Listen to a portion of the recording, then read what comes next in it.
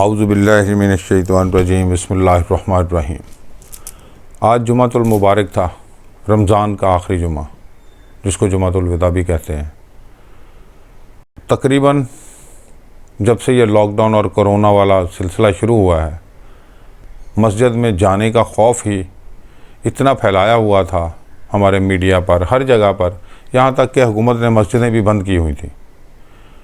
تو خیر نہیں جا سکے۔ مسجد میں بڑی مشکل سے لوگ جاتے تھے، چند لوگ جاتے تھے، اور بڑے پروٹوکول کے ساتھ مسجد میں جو چند لوگ اندر ہی تھے وہ نماز پڑھ رہے تھے۔ لیکن یہ 7 جمعوں کے بعد آج میں مسجد چلا گیا، اتنا رش تو نہیں تھا جتنا آج سے پہلے ہوتا تھا، یا یہ رمضان شریف سے پہلے بھی جیسے کھچا کھچ کورونا سے پہلے مسجد بھری ہوتی تھی، اتنا رش تو نہیں تھا، لیکن باہر لوگوں کے اندر سے خوف نکلتا جا رہا ہے۔ اور اچھی بات ہے، کسی بھی بیماری سے، کسی بھی پرابلم کا سلوشن جو ہے اس کے خوف سے نکلنا ہی ہوتا ہے۔ لوگ آہستہ آہستہ خوف سے نکلتے جا رہے ہیں۔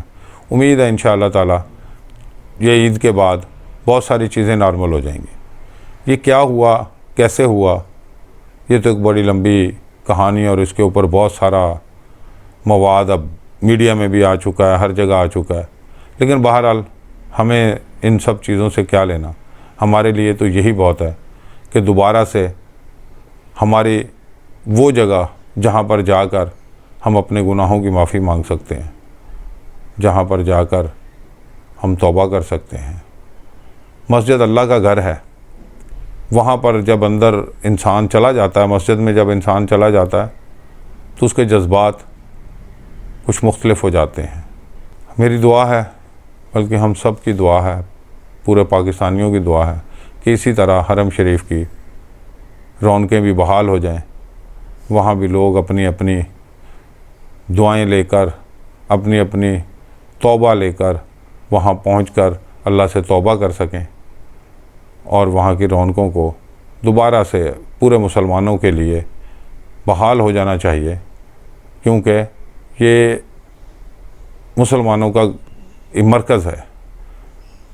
اس مرکز سے دور رکھنے کے لیے پتہ نہیں کیا کچھ کیا جا رہا ہے، لیکن ہمیں کسی نہ کسی طرح اپنے آپ کو بھی بچانا ہے، اور ہمیں اپنے کعبہ اور مدینہ کو بھی بچانا ہے، اس کی رونقیں بحال رکھنی ہیں، اور کوشش کریں کہ سب لوگ مسجد میں جائیں، نماز پڑھیں، اور اس خوف سے نکلیں۔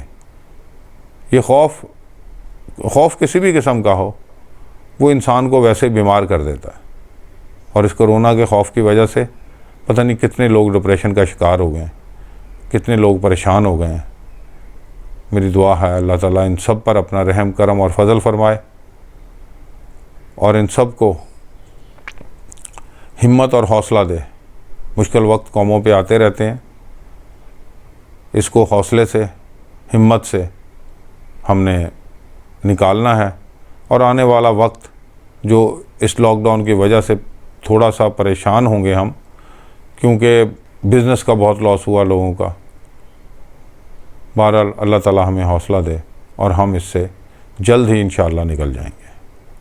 ٹائم تو لگے گا، لیکن ہمیں ہمت اور حوصلہ نہیں چھوڑنا۔ وآخر دعوانا ان الحمدللہ رب العالمین۔